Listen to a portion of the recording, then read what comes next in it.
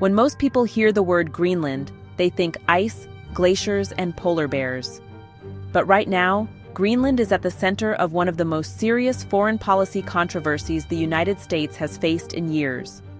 Recent reporting from The Guardian, AP, ABC News, and Politico shows renewed pressure from President Donald Trump to assert U.S. control over Greenland, a move that has sparked backlash not only from Denmark, but from America's own allies and lawmakers. This isn't just provocative rhetoric. It raises real questions about alliances, international law, and America's role in the world.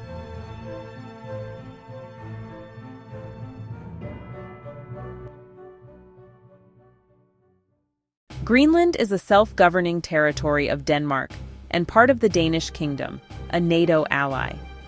It sits in a strategically critical position between North America and Europe.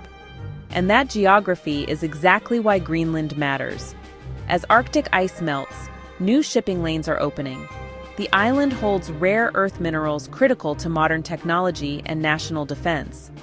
And it sits close to both Russian and Chinese Arctic ambitions. The United States already maintains a military presence through Thule Space Base and already has access to Greenland through long-standing defense agreements. What's new, and alarming, is the suggestion of seizing or annexing it. Denmark has made one thing unmistakably clear: Greenland is not for sale. A forced or coerced takeover would violate NATO's core principle of respect for sovereignty, trigger a crisis between allies, and undermine U.S. leadership inside the alliance. According to ABC News and Politico, even Republican lawmakers have warned this could mean something unprecedented: conflict with NATO itself. Under international law, territory cannot be annexed without consent. Indigenous populations also have the right to self-determination. A U.S. attempt to seize Greenland would contradict decades of American advocacy for a rules-based international order. And that contradiction matters. It weakens U.S. arguments against Russian or Chinese territorial aggression and erodes diplomatic credibility in future conflicts. This is not a case of partisan unity.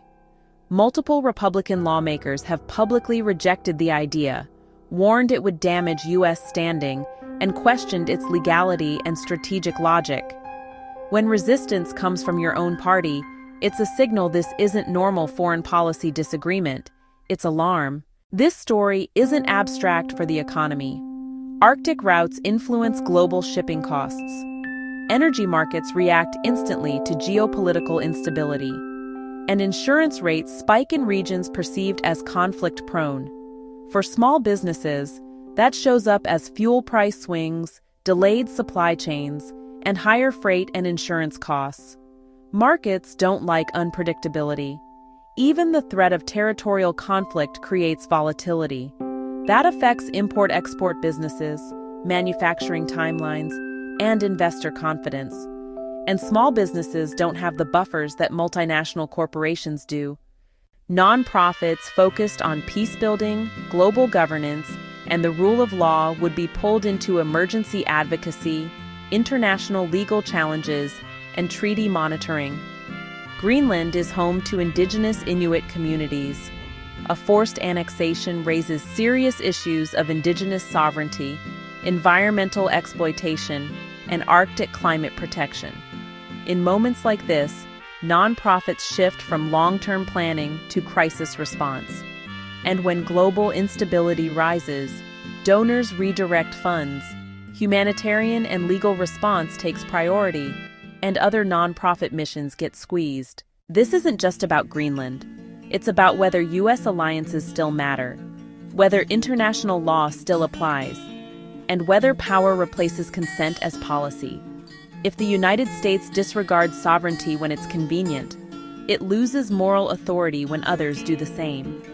Greenland isn't just an island. It's a test of whether American leadership still means stability or unpredictability.